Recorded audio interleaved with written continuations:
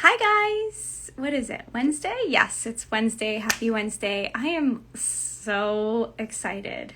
I'm always excited about my lives, guys, because I pick the people that make me feel excited. I am talking today to Dr. Sarah Zaldivar, who happens to be a professor of nutrition and also has a PhD in exercise physiology, which is so exciting. I can't wait to talk to her. We're going to hear her story. She has a pretty inspirational story, actually. She's from Lebanon, and we're just waiting for her to pop on here, guys. I'm going to let her tell you. I know her story, having her on today so that she can share with you guys. Hey, guys. How's everyone doing? It is 1:30 here where I am.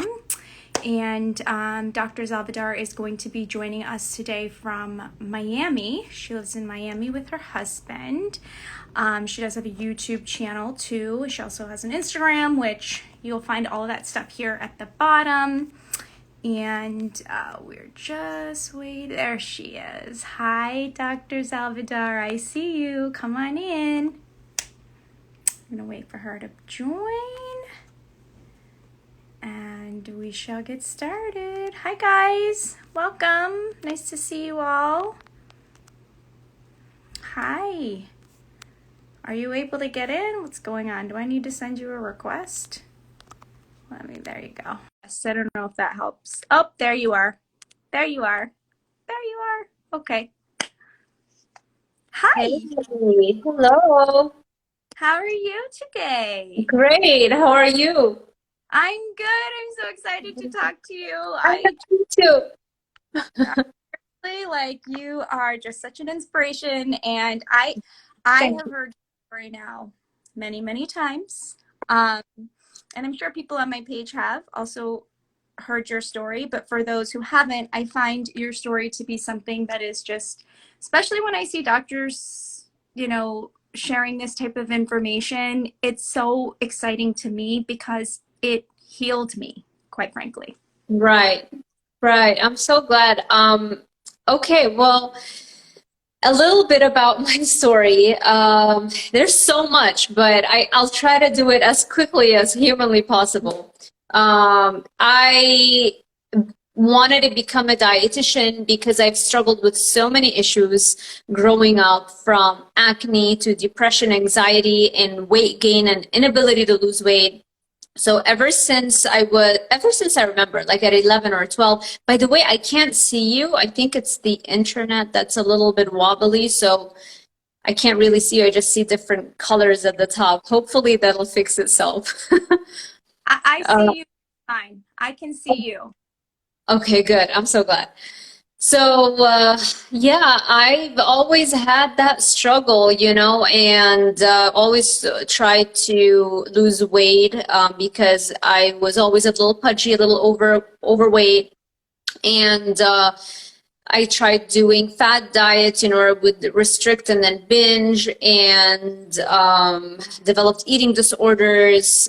I mean, you name it, I got it. And then the first dietitian I ever saw, I was 14 years old. I begged my mom to take me to see her because, I grew up in Lebanon where that wasn't a priority, going to a dietitian. And I grew up right after the end of the Lebanese Civil War. So people over there were living in survival mode. Actually, they're still living in survival mode to this day, unfortunately. But, so those things, seeing a dietitian and trying to, talk about things and have communication. Hey, Ambra, yes, Lebanese flag. So those kinds of things weren't a priority, but still it was so bad, and I would cry so much that eventually my mom relented and she took me to a dietitian. And that was when I was 14, and she put me on the food guide pyramid. The base of it was all carbohydrates, right? And so it was like, eat all the carbs and stop eating fat. And it never worked, and it just stimulated more or triggered more binges and more disordered eating, and low self-esteem, depression, I mean everything, acne. So eventually, when I when I wanted to go to school, I was like, okay, let's go become a dietitian. And I wanted to fix my health. And I thought that that was the quickest, fastest way to do so. Little did I know that everything that I was going to be taught or brainwashed, exactly, I would just say no to hummus. That's funny. So little did I know that that actually, the whole educational system as it stands brainwashes you the furthest away from health. And it was more of the same, you know, more carbs, calories are all that matters. And I never really understood the value of protein, of eating real whole foods, all that kind of stuff. And, but I was starting to really get very self-conscious about the acne. So I would have acne that was all over my skin, like it wasn't like smooth, you know. I didn't have cystic acne, but it was a lot of comedones all over. And I started seeing every single dermatologist, and they gave me everything. You know, I took the birth control pills, the antibiotics. I took the Accutane twice, the topicals. Nothing works. Spironolactone. The Accutane even gave me cystic acne for the first time in my life. I never had cystic acne before until I started taking the Accutane. So going through the mainstream medical establishment, seeing all the doctors and believing them and doing what they say, what they said, and realizing it doesn't work was my first real aha moment. Like, this is madness. People, they don't know what they're talking about. They have no idea. So, you know, that's how I really started getting into my own self-education and stumbling upon paleo diets, which helped my skin. And from there, realizing that keto makes weight loss easier, and my anxiety went away, brain fog went away on keto. And from there, I'm still having binges and sugar addiction issues. And from there, I came across the carnivore diet, and eventually I found my happy home here with the carnivore diet. So it's been a very, very long road. I'm gonna just turn on the fan. I can hear you. Yeah, okay. Yeah, thank you. Thank you, thank you, thank you for sharing that. You know, I relate so much to these things you're talking about with the eating disorders. And I also had my own struggles through high school with all of this. I turned to a whole nother path, but eventually I came out of that as well and ended up, you know, I was diagnosed with ulcerative colitis back in 2007, which then, you know, from there, I got sober, and then I started asking these questions to my doctors. They said, you will be on medication for the rest of your life. You can't, this is chronic. You can't get rid of it. Like, you're most likely going to lose your colon, like all of these things that were terrifying. Like the likelihood of me even having children would be, you know, etc. And Wow. so I took that and I was like, no, no. And one of the doctors told me that, you know, to reduce stress, which back then you didn't really hear much of, but eventually, you know, like you, I ended up kind of paleo, then I went low carb, and then once I went into ketosis, I Yeah. started going into remission. Uh-huh. And they were like, what are you doing? And I was like, keto. And they're like, oh no, this is crazy. Like you, and then I had a colonoscopy. It came back Yeah. absolutely clean, Yeah. pristine. And they're like, what are you doing? I was like, I told you I'm doing keto. They were like, They okay, can't whatever. wrap their heads around it. I know. Yeah, so they just kept like saying, okay, keep doing what you're doing. And here I am in this anomaly. So now I'm like, I continue to go and share with them, because I feel like maybe if they, you know, regularly, whenever I would have to go for some sort of checkup, I'll be like, okay, here are my numbers. Here's what's going on. Here's what I'm eating. And they're like, and then I'll ask them questions like, okay, well, you've taken my cholesterol. How about let's take a look at the LDL. Like, is this are we looking at particle A or particle B here? And then Yeah. when we look, Yeah. now we have these tests done, and they're like, oh, I guess you're good to go. And I hope that that makes them maybe question a little bit what's going on with this chick, you know, that makes her like this, and they see that I'm thriving. Like, Yeah. So yeah. And then acne too. I had adult onset acne. I just got it. So I became an esthetician for a while. I did that before I had kids and all of that. And I started messing around with some of the stuff that you see in the medical clinic. And I ended up with crazy acne. And I had to stop everything and go back to basically coconut oil on my skin, which everybody thought I was crazy for using. But it wasn't until I started keto and now carnivore. I wake up in the morning. Do you wake up in the morning and you're just like, I'm glowing? Yeah, happy, excited. My skin is fresh. I mean, I used to not be able to leave the house without putting foundation on because, I always have something happening. And now I don't even do that anymore, which is fantastic because I don't like to put foundation or makeup when I go to the gym. It was a real thing where Yeah. I would feel so self-conscious going to the gym. Yeah, it's like the ultimate skincare. It's the ultimate skincare, in my opinion, from what I've seen now with people. I wanted to talk a little bit about, I know that you, in the interviews that I heard from you, you talked a little bit about anxiety and depression. And I wanted to hear sort of what it was like and then what happened and what it's like now as far as that goes, because I hear a lot of people will message me and stuff about their mental health because it's affected my mental health so much. So I'd love to hear some of that from you. Yeah, so I started doing paleo for acne, but then I transitioned to keto because I was having a lot of anxiety. The first panic attack I had, I didn't even know what happened. I didn't even realize it was a panic attack.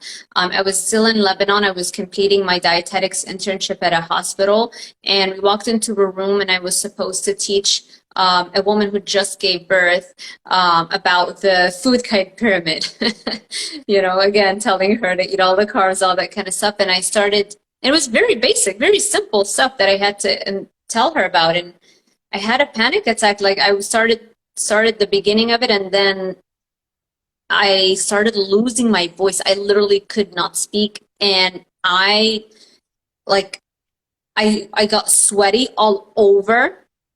And I think even back then, I didn't even realize then that it was a panic attack until like years later after I left Lebanon and came to Miami. Because again, I was living in a survival mode. So that could be a major driving force. But then when I started teaching at UM, also, I would get a lot of anxiety before teaching because I just came from Lebanon to a brand new country, knowing nobody, by myself, and having almost zero public speaking experience. And here I am teaching students that aren't that much younger than me, university classes about nutrition and fitness and exercise physiology. And so I was really struggling with that the first few years. And so I was looking into a way for better mental health, and that's how I came across keto. And literally 7 days in on a keto, the first time I really did the keto diet, in 7 days it was like a light flipped over, or I don't know what the expression is, like a switch flipped, and all of a sudden the brain fog went away, and I was like, wow. It was incredible. I wasn't hungry anymore. Like I would eat a small amount and I would just feel full. It was like all the dopamine in my brain was all of a sudden accessible to me. It was almost as if somebody's taking an Adderall pill without the Adderall. Yeah. Basically, that's how I got hooked really on keto first, and eventually obviously transitioned to carnivore. So I think it has drastic effects on mental health, and this is why all of the Silicon Valley techies love doing that, right? In order to boost their mental clarity, productivity, creativity, they're all either doing full day fasts or intermittent fasting and keto. And the goal is always to be in ketosis so that the brain works better. It's a much cleaner fuel source when you are running on fat as opposed to when you're burning sugar for energy. When you're burning fat for energy, you're not releasing as many reactive oxygen species or leading to oxidative damage as a waste product of those chemical reactions. And this is why you massively, massively slow down the rate of aging on keto and low carb. Yeah. Yeah. I have a client right now who she's like, I went to the hairdresser and she hasn't seen me in weeks since we started working together. And now I go there and she has a bunch of gray up here in her hair. And she goes, the lady goes, have you been dyeing underneath? Did you start dyeing your hair? She goes, no, I can't. You know, I can't dye my hair because I react to it. She goes, you know, she has these terrible reactions to the dye. And she goes, well, your hair's turning black.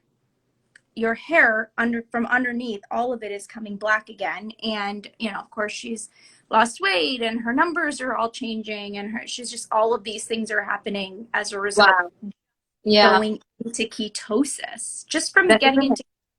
Yeah. It's amazing. I have seen in myself, I used to have, I'll be 40 next year. And I used to have, I've been off of sugar since, like refined sugar since 2011. And then slowly I went paleo and realized I can't eat honey and etc. As part of my sugar addiction. But I had these creases coming in here, like smile lines, laugh lines. They're gone. They're gone. Like, wow. They're gone. Yeah. You can reverse aging. Yeah. I believe you 100%. There have been literal scientific studies with what you were talking about earlier, the hair growing back with its natural color. Reversal of gray hairs has been documented, it's been published. And so it would make total sense that if this is happening with hair, this can also happen with wrinkle formation. We can literally reverse that. Isn't that incredible? I was like, I said to her, I was like, well, this is, if Ponce de Leon was alive right now to see, you know, he would be like, we found it. It's not in the water. You know? It's true. It is true. One of the best things you can do to slow down massively the aging process is cut out the carbohydrates. The dermatologist to the stars, who's the guy who sees Kim Kardashian, J-Lo, Posh Spice Girl? Yes, I know who you're talking about. I forget his name, but everybody knows who he is, right? Yes, and that's like the #1 recommendation. Cut out all carbs. Huh? Yeah. Yep. Harold. Yep. Harold? Yes. Yeah. I think so, right? Yeah. No, not Dr. Brandt. No, somebody. It's not Dr. It's not. It's I know who you're talking about. I'm gonna have to look at the bottom. But regardless, he's saying don't eat carbs. Yes, exactly. And that's what he puts them all on a super low carb diet.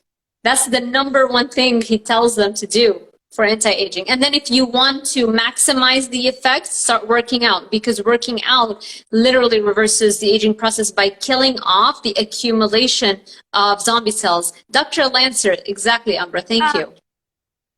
Yeah. So exercise is going to kill off those zombie cells, which naturally accumulate the older we get. And there are literally I don't know if billions of dollars, I wish billions of dollars are going into anti-aging research. I'm not sure. But there's millions of dollars going into anti-aging research looking for drugs, pills that you would take to destroy the accumulation of those zombie cells, which are one of the major causes of aging. And exercise is a natural way to do that without having to take a pill. So that's another, major reason why everybody needs to be working out. It's not just about weight loss. It's not just about if you need to lose some body fat or not. It's also for overall health and for longevity. So basically, ketosis and no sugar is and exercise. Ketosis and exercise is the answer. Yet let's go ahead and put on a Beyond Burger commercial, which she didn't even take a bite of, which I was happy to see. Good job, Kim. I love Kim. I would never say anything bad about her. I think she truly believes that I mean, she eats a vegan diet. Like, listen, if I were vegan and I had no idea about nutrition and I were vegan, I would obviously promote any vegan product because I naturally will eat it, right? I don't think she knows. And because if she did, I'm sure she would, shift her diet. But I feel like the mainstream message is always plant-based, plant-based. And she thinks she's doing really the best thing for herself. And she's trying to eat healthier. And she thinks that a vegan diet is healthy for her. But, maybe, I don't know, maybe she'll see this video and hopefully transition to carnivore, because that's the number one thing that's going to help with her psoriasis.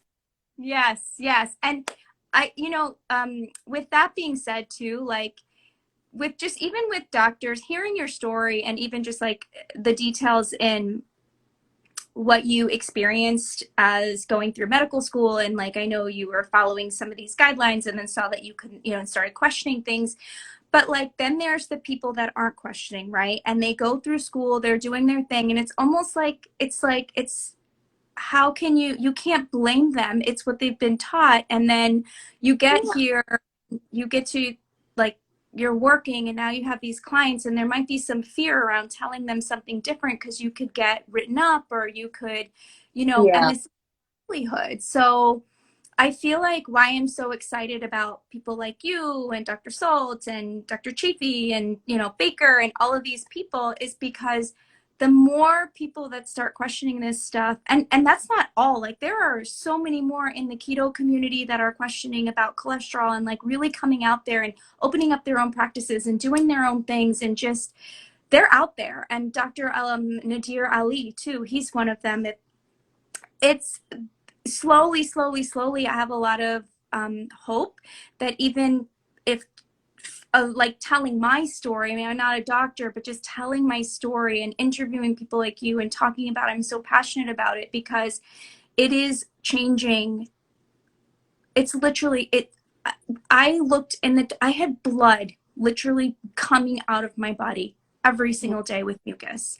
It was terrifying. I lived in shame. I lived in I didn't want to go places. There were days I couldn't go places because I was healed over in pain. And today, like, it's when I look in the toilet and I don't see that, like even just this morning, I could almost cry with the way that, because it's a direct reflection of what's going on inside of me. And what did I eat all week? I ate beef patties, eggs, butter, and that's when it's the best. That's when it looks so. My question to you is, what do you think for the future? Like, do you feel like with the way we're going, do you think that one day, like, okay, I'll give you an example. In 2014, I just shared this with my dad actually this morning. He's like, you put butter in there? I'm like, because we're living with my parents. We're building a house. And so we're living with my parents right now. And they're like, Nice. Did you just put butter in your coffee? And I'm like, I did. And here's why. And so I sent him this article and he was like, oh, eat butter. It's Time Magazine, 2014, literally says eat butter, one of the most prestigious magazines in the country, saying we were wrong. But here we are, and there it is. Okay, I don't know how many people read it. That was 2014, but we're still here. It's now coming out. So it's more and more, right? You still hear people like neighbors and different, doctors or whatever might tell you something, and then it can keep getting spread. But like we've come out by saying that butter is not a problem. Do you see like in the future that maybe this will get toppled over? Like, what do you see as a doctor's perspective? I really feel that because the world is changing so fast, and because of YouTube and social media and the ability to spread this message without having to rely on gatekeepers that would prevent you from doing so, I am optimistic, and I do feel like with for example, the keto, it was the first major shift away from mainstream nutritional recommendations, and it became the most trending term in Google search, I believe, in 2017. And I think this is going to happen with the carnivore diet really, really soon. There is a lot of money at stake. There is a lot of money to be lost when all those food companies, their bottom line is jeopardized. So we are definitely going to be up against a battle. It's not going to be easy. It's not going to be mainstream soon because even though even though the message might grow faster because of the social media and the YouTube and all that kind of stuff, despite that, it's still hard for people to break their addictions, right? It's like everybody knows processed foods is not great, but they're still eating it. So for us to fundamentally change our eating habits is going to take a long time. Now, for the large organizations like the Academy of Nutrition and Dietetics and the universities, for them to change their textbooks, that's going to take a long time. Yeah. So I feel like there's going to be like a lot of, the community is going to grow fast. Our community is going to grow fast, but I don't see, as much of an optimist as I am, I struggle to see how that's going to become mainstream anytime soon. You know what I mean? Yeah, because we're up against just too much. The problem, it's not just about the fact that there's billions of dollars to be lost if our dietary guidelines actually revert back and say, yes, we were wrong, and the species-specific diet is a carnivore diet, and that's all we should be eating. Not only is there a lot of money to be lost if that happens, we don't have the studies on carnivore diets. Nobody has bothered to hypothesize a carnivore diet. You know, all the studies, almost 99% of nutrition studies, if not more, 99.99% of nutrition studies are always looking at a standard American dieter versus a person who's eating whole grains and plant-based, you know, who's generally a healthier person, is trying to take care of their health. And they think that because everybody has always told us that, you know, veggies are good and whole grains are good, so they try to eat those foods. So it's always been the standard American diet pitted against a plant-based diet. No one is bothered to ever take that plant-based dieter and compare them against a species-specific dieter or a carnivore dieter.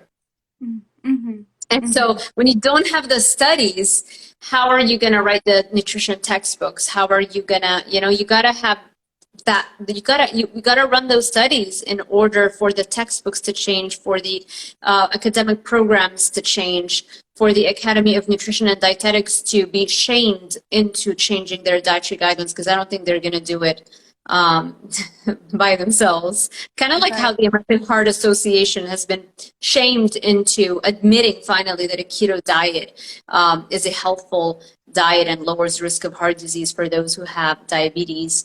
It just came from public pressure and basically them becoming a laughing stock. So that's how they're going to change. Yeah. Yeah. And also, not to mention, like, I still struggle with, you know, I grew up, but like most of us, right, where low fat, you know, is the way to go. And in fact, my father, when I was growing up, had a massive heart attack and like everything changed. So you can imagine there's a little PTSD around there.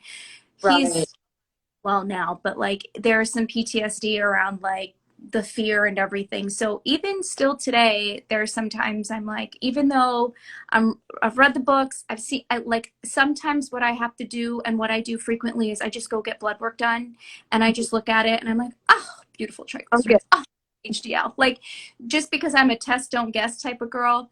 And so, but still, like, there are days, especially being home right now, we're going to be here for about 5 months. There are days where I am like, am I, you know, like, is this? And I'm like, oh girl, snap out of it, you know, because if I eat 2 pieces of bread which, I mean, I know now 2 slices of bread is the glycemic index is higher than 2 teaspoons of sugar. And I actually get heart palpitations. My colitis comes back. My skin, I get pimples all over the place. Also like now my menstrual cycle is very consistent. I'm one of those who, which I wanted to ask you about. I get my menstrual cycle every 21 days on the dot. Yeah, That's that's like, fine as long as it's regular. it's regular, very Yeah, regular. yeah. Like I'm coming. It's like 21 days on the dot. It used to be 28 days. And then but before that, it was just, I didn't know when it was coming. It was just like flip flop. And then I went into ketosis and it was like around 28. Now Mm. it's to 21 days. It's like, I guess cycles do that. I know you've seen, with some of your clients, you've seen psoriasis go away. You've seen, them come out of menopause. Is that right? Did I hear that? Oh yeah, yeah. I had a client, she was 55. She came to me, she's already menopausal, doesn't get her period anymore. And yeah, just literally like a couple of weeks into a carnivore diet, she got her period back. And then a month later, she got it back again. And it's like now she's not in menopause anymore, which is insane to even Reversing. say that. That's You know reverse. what you can do? You can try to do a higher fat carnivore and try to see if that lengthens your cycle a little bit. Maybe just boosting the fat intake a little bit. Yeah, I did. I now eat, I am eating even higher fat now. And I'm finding that like in the evenings too, I feel like I like feel so much better. Like I get pretty tired by the end of the day. I have 2 kids and we're running around all over. They're in school right now, but like it's a lot of activities, a lot of stuff. And then like I'm working during the day. I'm still getting exercise in and all of that. And also salt has been key for me, like making sure Mm. my is on point. Like I can almost tell when I don't have enough salt, and the moment it's salt is so bioavailable, it just blows my mind. It's like boom, Yeah. instant energy, and I feel great. I like just drink it before I do my workouts and all of that stuff. I wanted to touch really quickly too on what you saw around your like your emotional binge eating and your experience with cravings and just in general with that too. I have a lot of people that follow me with that, like binge eating disorder and sugar addictions and struggling with cravings. That I feel is like that's almost all of us. But yeah, I've had it really bad, you know. I was the kid who would go on a restrict binge cycle, and the binge cycle when I was still in school, because that's when all of those things started happening. I would literally grab hold of a Nutella jar and eat all of it, a whole Nutella jar. You know how sweet that is? I mean, like an extreme case of sugar addiction. Um, the number one most effective weapon against that, again, is a carnivore diet. And that's another huge reason, probably the single most important reason I do carnivore. Because I don't have like an autoimmune condition or something where, like for me, it's more about that my skin clearing and being fit and that kind of stuff, which is why I do it. And also energy levels and mental health and not being sore, I guess. But cravings is a huge reason because I feel free from constantly thinking about what am I gonna eat in a couple of hours? What am I gonna eat, the whole day? Whereas when I would still include keto treats or just eating keto in general, is always a preoccupation of what I'm gonna eat, and generally I am also including keto treats and keto sweet stuff. So the sugar addiction is alive and well on a ketogenic plan. But when you cut that out on a carnivore diet, you're not eating addictive foods. a craving is a direct reaction or result of an addictive food consumption. So when you eat an addictive food, you get a little high, and after the high comes the low or the withdrawal phase. And that withdrawal phase, a major hallmark, is the craving. So if you remove the addictive food, there's no high, there's no low, there's no withdrawal, there's no craving. And so that's like the best way to get out of cravings. Now, this doesn't mean that you just do a carnivore diet and cravings are going to disappear right away. It takes around 10 to 14 days for most people for real cravings to disappear. And you'll still sometimes, I mean, old habits die hard a little bit. So you're still going to be in situations sometimes if you're not planning well, where you might feel like, oof, I really want to have this cake, or I really want to have something like that.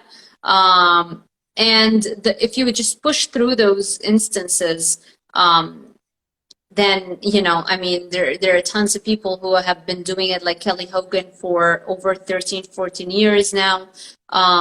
And that you can do it without consuming any sweet stuff. Now, you can still have, even Dr. Sean Baker will have a piece of cake every once in a while. Even like the top carnivore doctors, the top carnivore influencers will still have those things. So don't label yourself. That's the biggest piece of advice I can give you. Like, don't say, oh my God, I'm a sugar addict. If I touch sugar, I'm gonna go off the rails. Because if you label yourself and you actually believe that, guess what's gonna happen if you inevitably at some point touch something with sugar, or somebody gives you a drink and you didn't realize it was sweetened? Then you go off the rails, right? And so don't label yourself is probably the biggest piece of advice that I can give you, you know? I have been in situations where I've sipped something and been like, oh, that's definitely not. But I mean, I am an abstainer. I definitely abstain just because I can't, I don't even, I could cake, I could care, like I just can't do that. But and also for me, there's that fear of what's going to happen now with colitis, because it was such a big part of the inflammation. And so like for me, that's just enough to be like, here's what I'm doing. Now, I've healed enough that like for me, my desserts are going to be like a plant food, maybe here and there, like another you want a while, you know, that type of thing, where, or like a low oxalate little like lettuce or something. But you know, 9 times out of 10, I love that you mentioned planned, like know what's going on, like for Christmas and all of these holidays that come up. That's one of the things that I learned early on, like way back in 2008, is if I have a plan around this stuff, and knowing that I'm a binge eater, and like I have a plan for myself and I stick to that plan and I have a support system, then usually it's fine, because I know what the plan is. And I typically would plan for me to be able to have something that, and for me, it was always like, at the time, it was like a paleo thing. Like it would be like a date covered, whatever, right? And then that's transitioned into like a keto almond bread loaf, right? Or cake or whatever, a keto treat. And then, you know, that's transitioned into my carnivore custard thing, you know, like it's basically, what do you call it? Creme brulee, right? And then like now how do you, would you a creme brulee on carnivore? yeah, so it's just egg yolks and heavy whipping cream. And if people who tolerate stevia or whatever, a couple drops of stevia, and then that's it. You cook it just like a carnivore, just like you would a regular creme brulee, except it's just egg yolks and heavy cream. That's all it is. And then you don't even need to put sugar or stevia or monk fruit or whatever. But that's something that I'll tell my clients, like, hey, if you're absolutely craving something and you're really trying to stick to the carnivore thing and you want that, like, I believe what I've learned is fat shuts it off for me. Like, shut it. If I get enough fat, like right now, I've had my burger patties and 5 tablespoons of butter probably. And that's like, I don't want anything. I don't want anything. But when people are transitioning, I feel like for me, it's always a slow transition. I'll be like, okay, let's just get you into ketosis. Let's get you with your doctors, do that whole thing you need to do with them, and let's get you into the ketosis. And we're getting close to when I have to stop, but I have so many questions for you. I'm jumping to a completely different question because I know that you mentioned, okay, so we all know you're a professor of nutrition. My first question is, and I think you already answered this, is you can teach whatever you want in that class, right? I think so. Okay. I don't know. So here's the thing. The Okay. reason why I'm like, I just do whatever I want is because I'm really getting myself to, I'm just growing my YouTube channel, growing my brand. And it's like, even the semester, I'm like, do I really want to stay? Because it's taking time away from my YouTube channel. And it's almost financially irresponsible, on my part to keep doing the teaching part because it's just so like, money wise and impact wise, you're just preaching to 30 students at a time in that 1 hour when I can film a presentation or an interview or make content in that 1 hour that's going to stay and impact potentially millions of people because it will remain on the internet. And also financially, there is no upper limit to how much it can make me, right? So whichever way you look at it, it makes no sense. But I'm still there. My students are like, don't worry, I'm not leaving just yet. Well, But yeah, basically, you, as a professor, if students ask you for your opinion, you are allowed to share your opinion on what you think is the healthiest diet, what you eat, all that kind of stuff. And because I've structured my classes where it's a flipped classroom, so they watch my recorded lecture on the weekend, and when we're meeting, it's all Q&A. Basically, it's all asking me questions. So it ends up being, talking about the carnivore diet almost all the time, and talking about why the Academy of Nutrition and Dietetics has those crazy guidelines and how much in bed they are with the food companies, and how the FDA gets almost half of its funding from the pharmaceutical companies that it's supposed to regulate, and how the American Heart Association was created, literally put on the map by a $1.7 million grant from Procter and Gamble's PR arm to help them promote the waste products of cottonseed production so that they would push cottonseed oil as a healthier alternative than what we ate, which was whole real fat from animals, like lard and beef tallow. And right around that time is when heart disease starts skyrocketing, right? So, I talk about all those things. I love it. I love it so much. And the reason I ask you is because I know, well, it sounds like what I'm hearing you say, and if this is true, I'm very excited. I know you're doing some entrepreneurial stuff. You're really focusing, you just said you're focusing on the YouTube channel. What I would love to see, if I may, is a course that is created like a certification course or something that has all of this information in one place, right? Like someone like you, and like have guest people like, Dr. Chafee and John Baker and Dr. Lisa Wayland, and just like these people that have like dove into and has actually been through the medical school system. And that, to me, that's legit. Like you went there, and the thing that changed your mind, what you saw there as an experience of what happened to yourself, and now looking at like test, don't guess, right? You guys are the ones that can test, and you're not guessing. And so to me, when you put a doctor in front of a PhD in front of something like this, it has a incredible impact. I'm just talking on myself, for myself, and if I feel that way, I can only imagine how everybody else feels.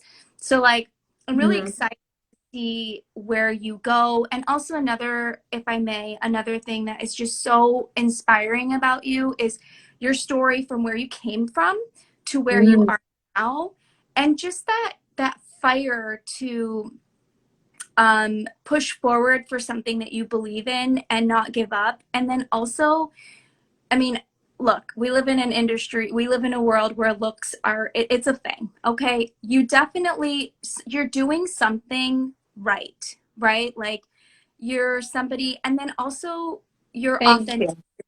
Like you have this authenticity that makes me feel like, and I share this with people often, is like when you can just be who you are and come out with like your, you know, your wig or like your fashion stuff and your style and just everything that makes you who you Yeah. are. You tell people like me who struggled with confidence and being myself and sharing my story, you're a permission slip. You're saying, go for it. You want to put on a wig, you could put on a wig too. You want to wear something, you want to say something, you want to share something, whatever that is about you, do it because I'm doing Wow, it. thank And you. so that is another reason I'm just like, I think that's so cool that you put all of that out Yeah, there. It's not, you see, this is, this really touched me, what you just said. I never thought about it, like how that would impact somebody else. But I know that when I see somebody who is a professional and, smart woman, like Beauty by Dr. Kat, she's a plastic surgeon and she posts like really hot pictures and, and she's like, oh, because sometimes I get a little bit, sometimes, down on myself and sometimes I question if I should post this or not, and when I see somebody else is doing it, I feel the same way. And so for you to tell me that that's how you feel when you see my pictures and what I'm doing, like, I can't tell you how happy this makes me to hear this. Thank you so much. And it's about constantly fighting to stay true to yourself and never letting the world define what you can and cannot do, because if you let them, they will, and you're gonna hear all kinds of opinions like, oh, and I do get sometimes the comments or the DMs, the passive aggressive demons is like, your pictures are not professional or whatever, because I had a photo shoot and I posted some pictures from a photo shoot, and it's like, you have to, it's a constant battle to not be affected by that, because if you believe and in that there is nothing wrong with that, not only is there nothing wrong with that, this is actually something fantastic that you're doing and that you believe in so much and you want to create that brand around health and beauty, then that's what you should do, and you shouldn't care about what anybody else said. I mean, at the end of the day, you're creating your own world. On my platform, I'm creating the world that I want to live in, and I'm inviting others who would like to live in it. Same thing what you're doing. You're creating your own world, and you're inviting people who vibe with you to come and live in that world. And if somebody has a negative comment, thank you so much. Sarah, your pictures are outstanding. Kaizen, thank you.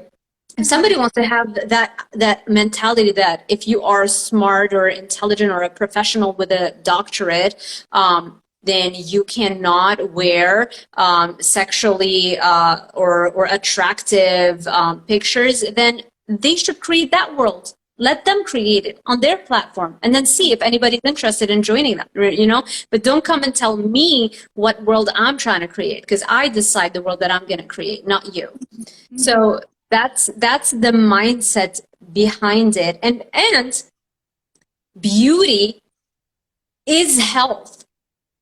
Absolutely. Having glowing skin, a great body, taking care of your hair, thick eyebrows, all of those, the reason why we are drawn to it is because of evolution, because it indicates optimal health. Mm-hmm. That's exactly what we should want. It shouldn't always come with a little of a hesitancy, like, I see like a lot of women, they want to post, they have this gorgeous picture, they post it, but there's in the caption, there's some form of an apology or hesitancy. It's like, no, like, own it. Yeah. Drop that gorgeous, that's fantastic, and that's what we want, and we should aim for that. It's not just vanity. Vanity is everything. It means you're healthy. It means you're working on bettering yourself. It means your hormones are functioning. That's the reason why we're going to propagate the species, right? I mean, if we're not taking care of our sexual attractiveness, how are we going to propagate the species? That's the whole reason we're alive and breathing.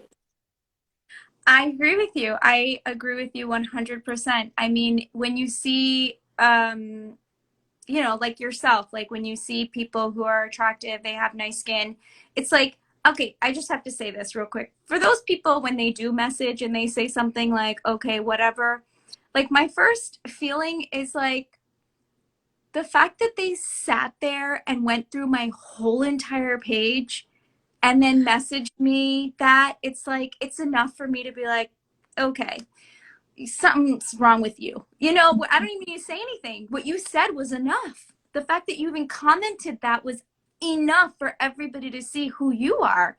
I don't even need to respond to this. When I do see it, I just like do the whole block and bless thing. I don't even get, it's not worth my emotional Me too. disturbance Yeah. over that. And I agree with you, like, you know, the coolest thing about social media, and if you, we can use it for good, right?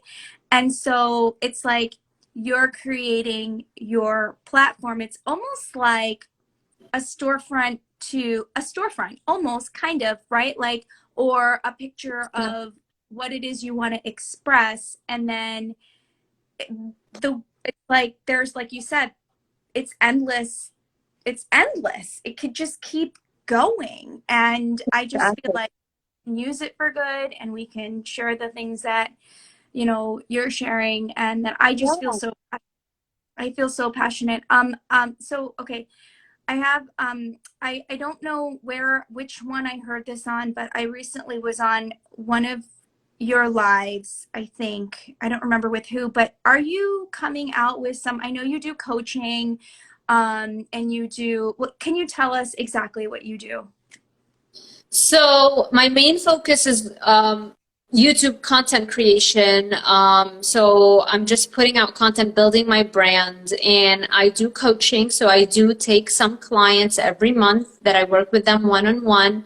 I'm teaching part-time right now for Miami-Dade College. And I'm preparing to launch some dance workout videos. I'm not sure if it's going to be a separate YouTube channel where it's all going to be just dance workout videos, or if I want to put them on my main channel. I haven't decided yet, but I'm constantly, I'm currently, that's like my main big goal. I'm very excited about that because I feel like that's going to get a lot of traction, and it's something that aligns with my long-term goal of the whole performance goal that I want to create, you know, with the dancing and the singing and all that kind of stuff. And so I've always been a dancer, and I did start posting just some dance videos, some dance instructional videos, but I am waiting in a couple of months to get a photographer to get them to be higher quality. You know, this is, I want them all to like look nice and stuff. So those are the things that I'm working on. I'm gonna be on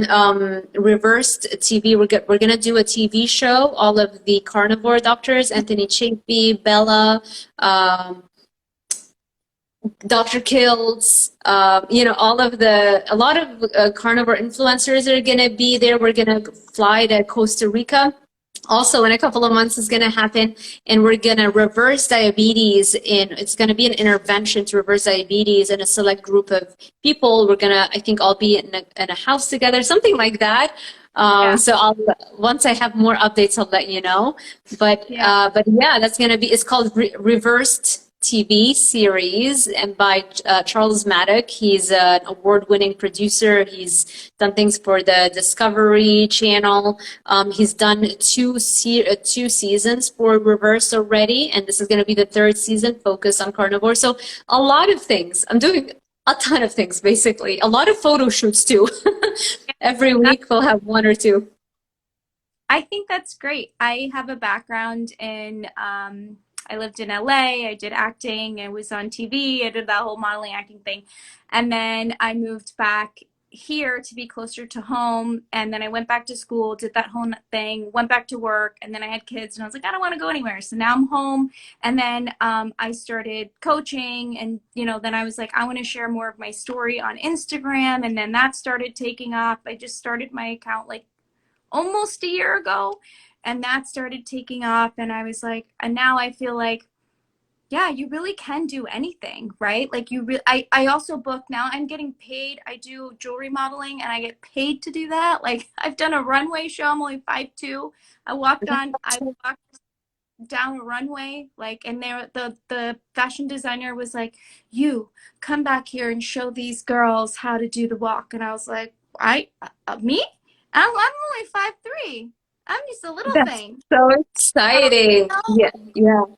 all of these things, when we start to, like you said, push out the love for ourselves and stand up for ourselves and really believe in what we are and what we are doing, anything is possible. And I didn't know this about you. I mean, I know about reverse, I know about all of that stuff. But I didn't know that you were a singer I mean, you look like a singer and you look like a dancer. So this is awesome. And I just am Thank so you. excited about all of it. I am rooting for you. Oh, thank you. Thank you. We should do another talk. I want you to tell me everything you did and with the acting and all that kind of stuff too. That's so cool to talk about somebody who has like similar interests as mine, about entertainment and all that kind of stuff. Actually, I played in a film festival. Come to think of it, when I moved back home is when I started to book, because you don't need to be in LA anymore to do anything. You can be anywhere in the world.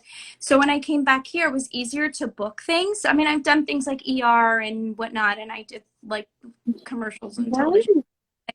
But like when I moved here, I just was like, I want to still do some stuff. So I went to the local universities and just signed up for their film festival programs that they had to do, and did the auditions. And I played a Lebanese girl, 16-year-old Lebanese girl in a parking. I had a scene in a parking lot. It was a whole thing. And it actually won at one of the film festivals. Oh, that was so cool. Have you taken acting classes? How did you get into acting?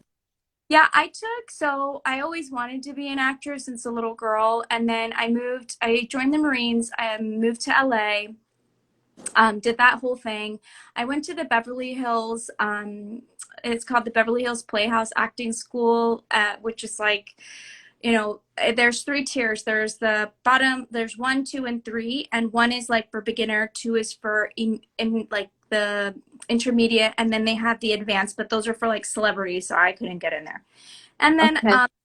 just I got into the intermediate. I did acting classes there. I mean, I did the whole thing, right? Like the agencies, the auditions. I was in Freedom Writers and ER, and gosh, there's a list of things that I've done. And then, I mean, I've been to Oscar parties. I've been you name it. I met Kim Kardashian actually. I worked at gosh, girl, I like have a whole thing with Kim Kardashian. She Really? loved. Yeah, Oh, when I yeah. was at, worked at the Beverly Hills Hotel, and I was the Cabana Cafe hostess, and so she was a regular, and she would call up, and her people didn't call. She always called, and so yeah, I've had several conversations with her, her sisters, her mom, like yeah. That's so cool. I've developed an obsession recently. I didn't used to watch Keeping Up with the Kardashian back in the day. First of all, I didn't have time. Not that I have time. I feel like I have less time, but I started watching the new one on Hulu, and I love everything beauty. It's like the houses are gorgeous. The fashion is amazing. The hair, the makeup. So I love, feeling inspired and having ideas of like new clothes and new looks to put together. And, it's like, okay, when I'm going to buy a mansion, it's going to look like this. I love that. And Yeah. I love surrounding myself. It's kind of like a vision board. Yeah. So entertaining. I totally agree with you. It's a vision board. It's a vision board. And I think that's the difference. You just said it. People will look at that stuff, and rather than feeling envious of it, it's like when I see a Kim Kardashian, I'm like, okay, that's really inspirational. And the fact that you just don't give a crap about anything and you just do your thing is how you get to be like that. And so let me take some Yeah. of that. Have some of that. You Yeah. keep doing so I can learn. And so that's what I feel like, that's how you manifest, right? Like I feel like Yeah. when you get into that whole quantum sort of realm and quantum biology and mind stuff and whatnot, like you really do bring into your life what you believe and what you focus on, because then Yeah. you act on it, right? First you have the thought. I always tell my kids, if you have the thought in your brain and then you speak it out of your mouth, eventually your hands will do the thing to create it. And so I tell them, I'm like, You wanted to go to Bolero. Who wanted to? Bolero is a bowling alley place. Who wanted to go to Bolero? My son will be like, I did. So how did you do that? And I'm like, you had the thought, and then you said it out loud, and then you came to mommy and said, Mommy, can we go to Bolero? 2 weeks later, I got you and your friends at Bolero. How did that manifest? You thought it first, then you made it Yeah, happen. And so I'm so excited about you. We have a lot in common, actually, now that I am I'm chatting. realizing this. This is fantastic. So we should definitely do this again. And I I cannot wait. agree. Please keep me posted on all of these fantastic singings and things. This makes me, I have chills actually hearing you say that because it Oh, inspires me to do more. yes, we can do so, so much more than what we think we can. This idea that you can just do, that you can only be great doing one thing is such an outdated idea. The world has changed so much and it's changing even faster and faster and faster that everything we ever thought we knew is all wrong. It doesn't work in the new world. You can now be fantastic and great in multiple things and all at the same time. I mean, just look at JLo. Yes. She's another person that I'm like, wow, this is what drives me. The more I stretch myself, the more I'm driven. And I know that I can do it. I mean, you don't have a desire to do something or a dream, you wouldn't have the urge unless you had the goods to make it happen. Only you know what you're capable of, and that's why you feel that intuition and you feel that excitement towards something. And it's funny when we're kids, everybody's like, yes, this is fantastic, and they encourage us to dream. And the moment we become adults, everybody starts downplaying and ridiculing you following your dreams because it threatens them because they're not following their dream and they know that they're not really everything they're supposed to be. They're not living up to their potential. And I get it, it's hard. It's hard work, and you got to have a belief, and you got to have unshakable self-confidence. But where does that come from? By surrounding yourself with people who did it and watch their documentaries, watch how much they struggled. The more you watch, the more you educate yourself, the more you realize they're just like you. That's Yeah. it. And they just knew not to give up, and they knew not to listen to anybody around them, because if you listen to somebody and they're not great and successful, then that's probably not the best advice. They might have good intentions, but if they had good advice, they would have taken it and they would have become everything that they needed to become. So listen to yourself. Intuition is there for a reason. Yeah. Follow the bliss, right? Follow that bliss. It will lead you. It's yours. It's your, and I love how you said there's enough. There's enough. It's this whole world, there's so much, and your talent and what you have to offer is worthy, and it's enough. And it can be, in today's world, especially with like social media and stuff like this, you can go from 0 to 10 in a heartbeat, baby. There's no excuse. There's literally no excuse. I wake up Yeah. at 4 o'clock every morning, 4 o'clock, and I'm working. I'm either working out or I'm working 24/7. It's weekend, not a weekend, it doesn't matter. The harder you work, the greater the reward. And it's just that, it's you're here. I'm taking this straight out of a Casey Neistat video. You're here and your dreams are here. And the only thing that's separating you from achieving your dreams and your goals is the work. That's it. That's There's it. nothing else. There's no other excuse other than work. My metabolism's slow. No, it's not slow. Just train harder. Go out, do 2 a days, 3 a days. I'm not making enough money. Pick up one extra job. Start a YouTube channel on the side. Like, whatever limiting belief we have, there's something where you can double and triple your productivity to overcome it. There are very few things that cannot be solved by more work, basically. Yeah, I agree with you. Oh gosh, I feel so connected to you. Um, I have to go. My mom and I were going to go to this local butcher and check it out. So, and she's waiting for me, but I just adore you. I'm so glad we have this conversation. where can people find you? I want to talk to you again. Like, I don't want to end. I'm kind of sad. I know. I want a part two as well. So we'll definitely set up something soon. And thank you so much for your kind words. You really made my day. I feel like we're vibing on the same level. So where can you find me? My Instagram at Dr. Sarah with an H Zaldivar. I feel like everybody is messing up my name. It's Zaldivar, Zaldivar. Okay, but it doesn't matter. I'm sure you can see it if you're on Instagram. Yeah, and then you can find me also on YouTube, Dr. Sarah Zaldivar.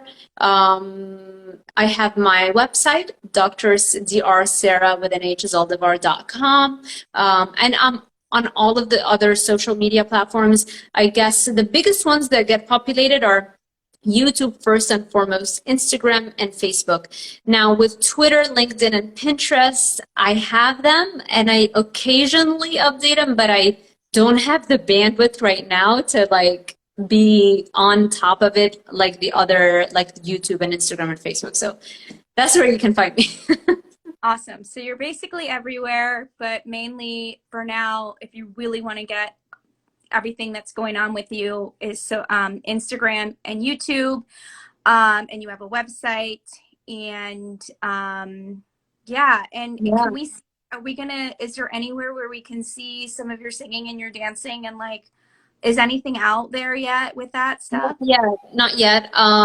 So it's most likely going to be a visual on a YouTube channel, which again, I think it's going to be probably a separate YouTube channel, but that's coming in probably a year or so, was when I plan to seriously, get focused on that. But right now it's not yet. Awesome. Well, thank you so much, Dr. Zaldivar. It was such a great conversation. I can't wait to chat with you again. And I just feel like we're instant friends. You're awesome. Likewise. Thank you so much. This has been fantastic. And I love your vibe and your energy. Thank you. Have a wonderful day. We'll talk soon. Thank you, everybody, for joining. Bye. Thank you so much. Bye.